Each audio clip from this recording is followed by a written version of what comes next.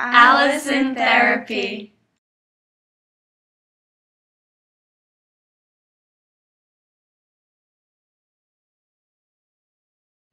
By the Mad Hatters. Sarah Bielskis, Sam Novotny, Pooja Patel, Sarah Schatz.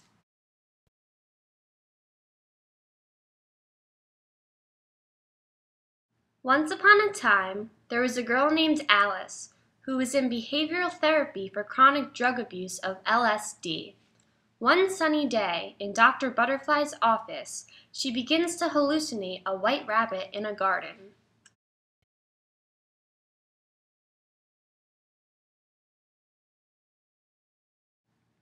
The hallucination continues as the white rabbit leads her through the garden to a hole in the ground.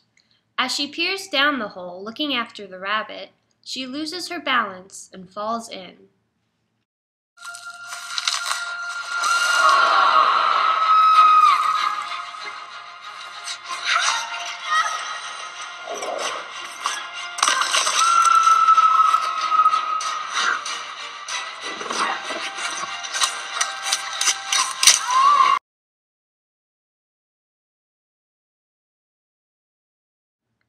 Alice lands in a mysterious room with doors lining the walls.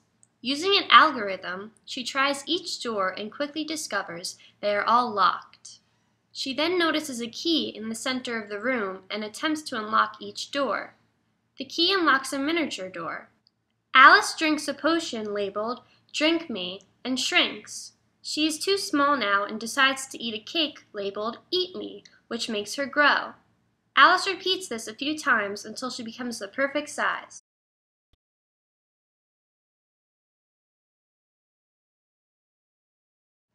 Stepping through the door, she finds herself in a magical world, mistakenly calling it Wonderland instead of Underland. She quickly encounters several creatures including the White Rabbit, Tweedledee Tweedledum, the Cheshire Cat, and Dormouse.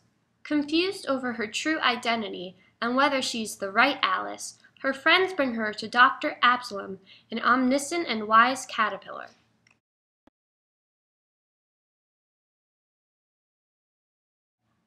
Back in Dr. Butterfly's office, he realizes that her prior LSD usage is causing a trip, since the drug remains in one's system throughout his or her life.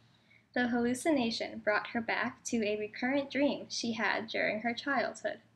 He tries to talk to her, but he can't bring her back to reality.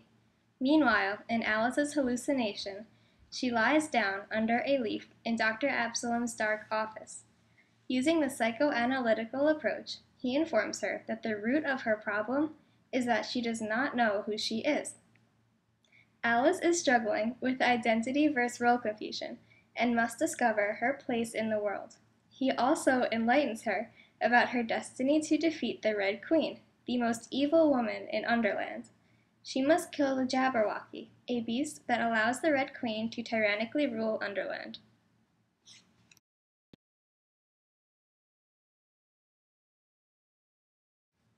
Before the session is over, a Bandersnatch unexpectedly ravages through the forest. Alice's sympathetic nervous system takes over, causing her heart rate and breathing rate to spike. Her pupils dilate and digestion slows.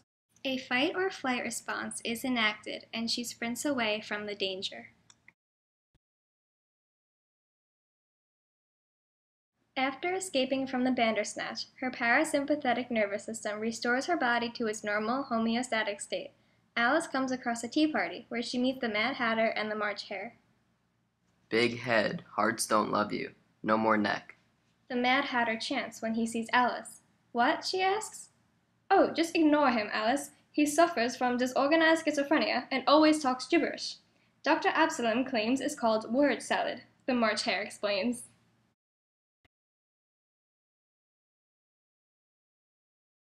Suddenly, a small army crashes their tea party to capture Alice on the orders of the Red Queen. The Mad Hatter grabs Alice and stuffs her into a teapot. When questioned, the Mad Hatter giggles crazily and is thus captured by the soldiers. Seizing the opportunity, the Red Queen decides to keep the Hatter so he can make her hats. While in captivity, Dr. Absalom visits him. In a fit of rage, the Hatter shows sign of aggression and trashes the room. He violently attempts to escape from his chains. Dr. Absalom must act quickly to defuse the situation. Since Dr. Absalom employs the eclectic approach to therapy, he uses many different perspectives for different patients. For the Mad Hatter, he utilizes the biological perspective and prescribes Thorazine.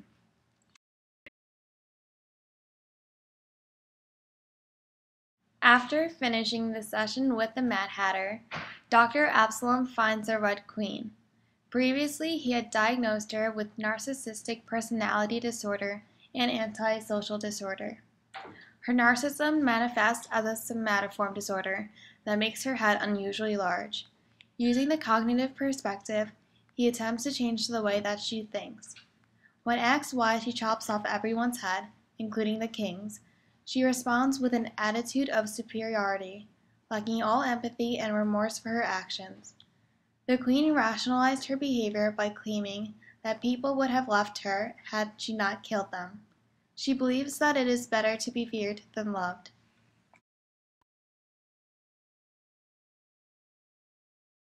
However, this mask of superiority hides her fragile self-esteem and insecurities.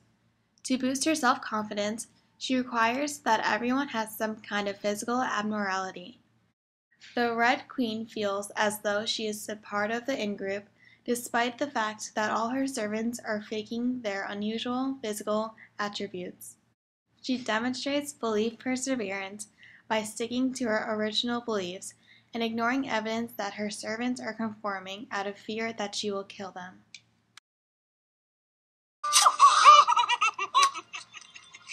What is that? I'm not the only one, Majesty. Look! A counterfeit nose. You should be ashamed. Me? What about that big belly you were so proud of?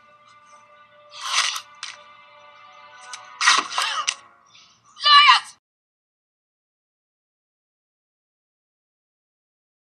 Alice embarks on a mission to rescue the Mad Hatter.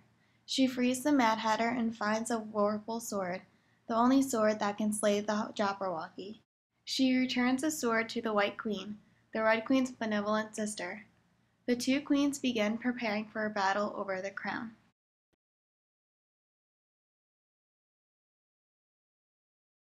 Meanwhile, Alice refuses to accept her destiny. Dr. Absalom uses hypnosis to delve into her unconscious mind. He is able to bring back some of the memories she had repressed after her father died. Alice has a flashback to the time she spent in Wonderland as a child. She realizes that this is her fate, so she prepares to slay the Jabberwocky.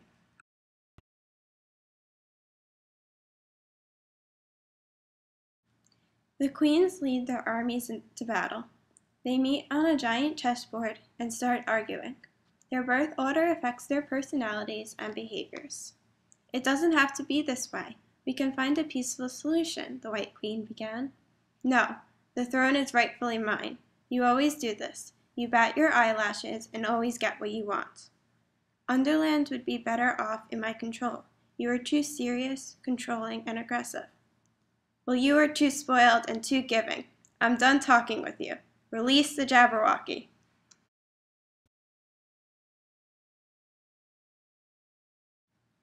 Alice and the Jabberwocky move to the center of the chessboard. The beast swings its tail and knocks her to the ground. The Mad Hatter interferes as she regains her footing, and the two armies attack. Alice runs up a spiral staircase, with the Jabberwocky following close behind. At the top of the staircase, she jumps onto its back and cuts its head off with the vorpal sword. As soon as the Jabberwocky is killed, the Cheshire Cat removes the Red Queen's crown and places it on the White Queen's head. Off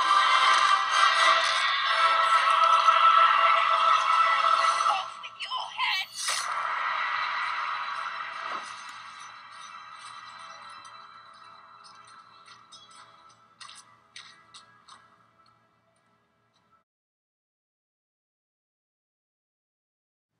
After restoring peace to Wonderland, her surroundings become fuzzy.